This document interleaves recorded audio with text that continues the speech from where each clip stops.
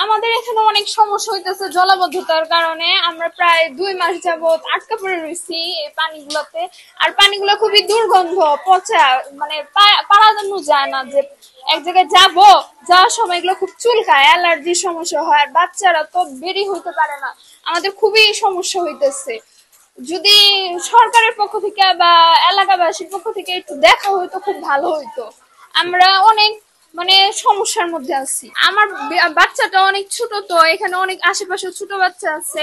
বাচ্চারা প্রায় এদিকে এসে পড়ে। এখন যদি কারো বাচ্চা পানিতে পড়ে যায় তাহলেও তো একটা সমস্যা, বিপদ। কয়েকদিন আগে একটা বাচ্চা পড়ে গেছিল, আমরা সেটা মানে কষ্ট করে আনছি অনেক। তো এখন তাড়াতাড়ি একটু এই ব্যবস্থা করা উচিত। অনেক পানি, এখানে জলাবদ্ধতা, অনেক সমস্যার সৃষ্টি হইতেছে। এখানে বৃষ্টি নামার কারণে এই সোনোটেক্সের ঘেটে যে বাঁধটা দিছে, বাঁধটা দেওয়ার কারণে এটা পানিটা জমে আমরা এলাকাবাসী পানির তলায় যেতেছি। কিন্তু এই বাঁধটা সোনোটেক্সে যদি ভাঙিয়ে দেয় পুলিশ প্রশাসন বা যে কোনো নেতাকর্মীরা দেয়, তাহলে এই পানিটা 2 ঘন্টার ভিতরে নেমে যাবো, এলাকাবাসী থাকবো আর কি। হ্যাঁ, জিম্মি হয়ে গেছি আমরা এলাকায়। বৃষ্টি নামলে পানিতে বাড়িঘর তলে যেতেছে, নোংরা পানি, ময়লা পানি। মেন হলো বাসা বাড়ির ভিতরে পানির পানি উঠে যেতেছে, হাঁস গরু ছাগল ফার্ম সব তলাই গেছে গা। অনেক সোনট্যাক্সের এই ঘটনা সব মেন কারণ হলো সোনট্যাক্সের। হ্যাঁ, ওই বাঁধটা ছেড়ে দিলে তাহলে আমরা এই পানিতে 2 ঘন্টার মধ্যে পানিটা নেমে দেবো গা। নাহলে আমরা খুব অসুবিধা আছি, খাওয়া দাওয়া থাকা সব ফেলে অসুবিধা। টয়লেট বাথরুম সব, মোটরের পানি ওঠে না, পানি নোংরা পানি উঠতেছে, ময়লা পানি, খাওয়া যেতেছে না, এই হলো অবস্থা। হ্যাঁ, এখানে কারো কিছু করতে হচ্ছে না। এখানে আমাদের পানি বন্ধ করে রাখছে। বানটা কেটে দিলে আমাদের পানিটা চলে যায় এবং ঘরের ভিতরে পানি ঢুকে গেছে এখন অলরেডি। আমরা খুব খারাপ অবস্থায় আছি এবং খুব কষ্টে আছি আমরা এখন বর্তমান। বান্ডা সোনোটেক্সের পাশে ওখানে বান্ডা দেওয়া আছে, ওই বান্ডা কেটে দিলে পানি চলে যাবে, আমরা একটু ভোগান্তি থেকে মুক্তি পাবো। আর এটা ওইটা না, কাপড় ধোয়ার একটাই সলিউশন, চাকা অল ইন ওয়ান।